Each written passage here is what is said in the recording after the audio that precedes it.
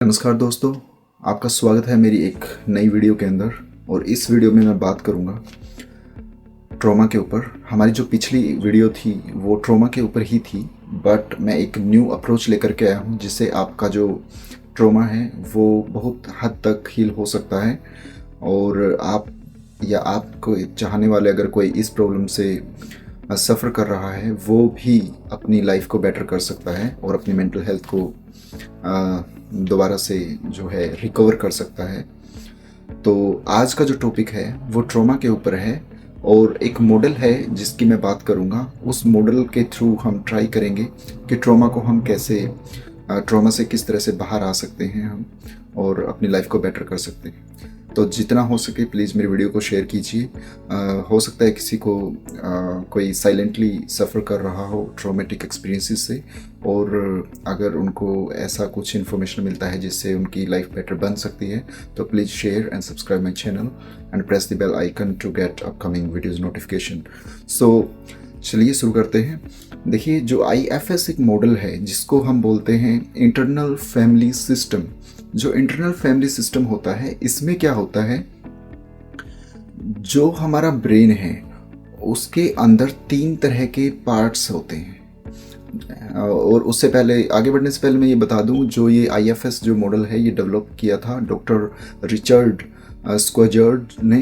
And ये काफ़ी evidence based एक साइकोथेरेपी है जो कि उन्होंने डेवलप की और बड़े अच्छे साइंटिफिक रिजल्ट्स मिलते हैं। और ये काफ़ी बेनिफिशियल है PTSD या फिर जो जनरलाइज एंजाइटी डिसऑर्डर्स होते हैं और जो डिप्रेशन है और स्ट्रेस रिलेटेड जो इश्यूज़ हैं, उन सब को आप ट्रॉमेटिक जो इश्यूज़ हैं उन सब से आप अपने आप को छुटकारा दिला सकते हैं या अपनी लाइफ को बेटर कर सकते हैं। तो देखिए, जो IFS है इंटरनल फैमिली सिस्टम, इसके अंदर क्या होता है, आपका जो ब्रेन है उसको इन्होंने 3 हिस्सों में बांट दिया। 3 पार्ट होते हैं, मतलब आपका जो माइंड जो काम करता है वो 3 तरह से काम करता है आपके नर्वस सिस्टम के लिए। तो पहला क्या होता है, पहला होता है एक्साइल। एक्साइल जो आपका है उसमें क्या होता है, जो आपके चाइल्डहुड रिलेटेड जो नेगलेक्ट्स हैं या आपके जो अब्यूज़ रहे हैं या आपका जो इंसिडेंट आपने देखे जो आपको बहुत बोदर करते हैं सिंस चाइल्डहुड, आपकी कुछ ऐसी मेमोरीज़ हैं जो आपको पैनिक या गिल्ट की तरफ ले जाती हैं। तो ये सब जो ट्रॉमेटिक जो एक्सपीरियंसेस हैं वो हमें इस पार्ट के अंदर क्या होता है ना, हमारा माइंड ट्राई करता है कि वो उन चीज़ों को कवर करे। तो जब कवर करके रखता है, क्योंकि वो एक तरह से वुंडेड होते हैं, है ना, तो उसको कवर करके रखने के लिए मतलब प्रोटेक्टिव एक बिहेवियर शो करता है वहाँ पे हमारा जो माइंड है। और उससे क्या होता है, जब वो उनको स्प्रेस करके रखता है, किसी चीज़ को हम जब स्प्रेस करके रखते हैं तो उसके अंदर जो है टेंशन पैदा होती है, जिसकी वजह से क्या होता है, आपका नर्वस सिस्टम वीक हो जाता है या आपको और तरह की मेंटल हेल्थ से रिलेटेड प्रॉब्लम शुरू हो जाती हैं। तो इसीलिए दूसरा जो आपका पार्ट है वो IFS जो मॉडल है उसके अंदर हम कह सकते हैं वो आपका एक मैनेजरियल जो एक्टिविटीज़ है उसका रोल निभाता है, मतलब जो एक कंट्रोलिंग सिस्टम है आपके अंदर दूसरे हिस्से में। और वो क्या करता है, वो ट्राई करता है इस जो कवर हुआ है ये जो सब एक्सपीरियंसेस हैं आपके, उनको मैनेज करता है। अब मैनेज करने के लिए क्या हुआ, वो होता है आपका कंट्रोलिंग सिस्टम। अब वो क्या करता है, आपको बोलता है कि you are strong, be independent, okay, don't be too much emotionally weak because you can't grow। so इस तरह की स्टेटमेंट्स आपके माइंड में चलती रहती है कि बी स्ट्रॉन्ग, बी पॉजिटिव। तो ये सब जो कंट्रोल होता है, ये सब जो आता है वो आपके एक जो एक्टिविटीज़ को कंट्रोल करने वाला सिस्टम है उसको उसके थ्रू आता है। और तीसरा एक पार्ट है जिसको हम बोलते हैं फायर फाइटर। जो फायर फाइटर है, फायर फाइटर क्या करते हैं, जो आग पर काबू पाते हैं, है ना।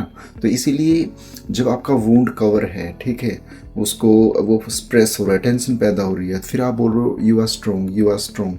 तो ये सब चीज़ें क्या थॉट्स प्रोसेस में होती हैं। लेकिन जो आपका फायर फाइटर है वो क्या करता है, एक्शन लेता है। जब वो एक्शन लेता है तो एमरजेंसी मोड, उसमें क्या होता है, जो आपकी बॉडी है वो ओवर रिएक्ट करती है, आप एडिक्टेड हो जाते हो किसी चीज़ को लेकर के, बिकॉज आपको टेम्प्रेरी बेस पे रिलीफ महसूस होती है। तो आप अग्रेसिव हो जाते हो, क्योंकि आपको लगता है कि आप अगर गुस्सा हो जाते हो, अग्रेसिव हो जाते हो, तो शायद आप उस चीज़ से बाहर आ जाओगे। तो आप डिसोसिएट हो जाते हो, अवॉइड करना चालू कर देते हो उन ट्रिगर्स को। तो उससे प्रॉब्लम आपको सोल्यूशन नहीं मिलता, उससे आपकी प्रॉब्लम और बढ़ जाती है। ओके, तो अब देखिए इसमें क्या होता है।